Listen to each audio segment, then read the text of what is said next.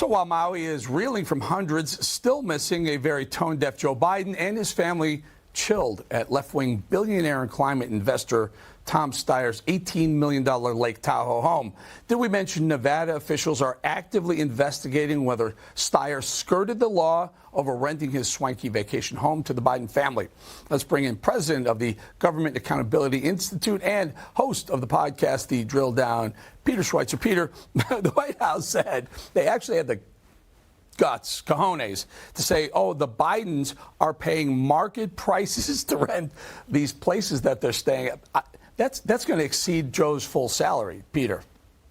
Yeah, I'd like to see what they define as market prices. And, look, this is a sort of a persistent problem that Joe Biden and, frankly, other administrations have had. They get these sort of benefits. They get to travel on the planes of powerful, wealthy people. And yet they're going to argue, the Biden administration is going to argue that this will have no effect on any of their policy positions as it relates to companies that Tom Steyer might be invested in. I mean, give me a break. Everybody kind of sees through this.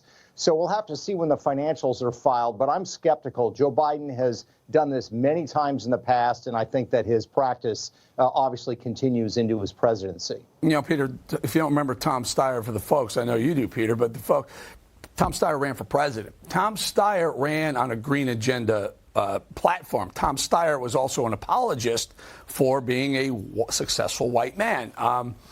This is the agenda of the Bidens. It would not shock me if the Lake Tahoe vacation was free.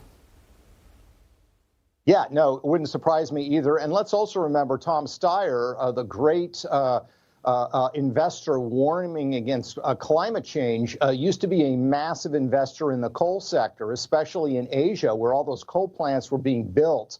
He made a fortune doing that. Then he switched to investing into green energy companies. He now advocates for government policies on green energy.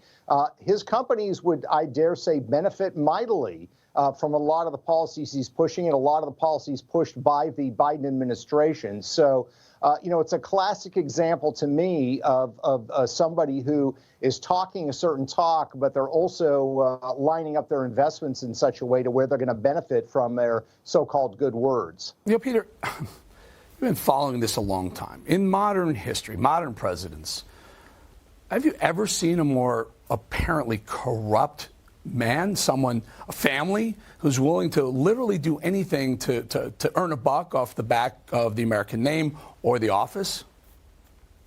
No, I've never seen it really on two levels. Number one, the amount of money you're talking about, tens of millions of dollars. I mean, we all remember Billy Carter, right? Or we remember Neil Bush and Silverado, the savings and loan. But the quantity of money here is tens of millions of dollars to the Biden family. But the second point of this, Eric, that's vitally important is we're not talking about some domestic American company that's trying to get some energy contract. We're talking about foreign governments, foreign nationals. They've globalized corruption. And Joe Biden just kind of laughs about it. It's really amazing. It's really remarkable. But I do feel like the walls are starting to close in. The opinion polls, there was a Harvard-Harris poll a couple of weeks ago, almost 60% of the American people, including a clear majority of independents, believe that Joe Biden aided and abetted his son in his criminal commercial activities.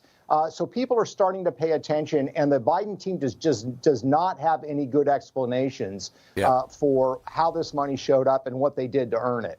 And remember, folks, what they did to earn it, there it is. That's the lie. That was what we're looking for. I remember, but didn't Clinton's brother do a beer or something? At least you bought a beer. He was making money off the name, but you bought a beer. These people, there is no product. There's no good or services that they're selling. They're just selling the access to the big guy. Peter Schweizer, thank you.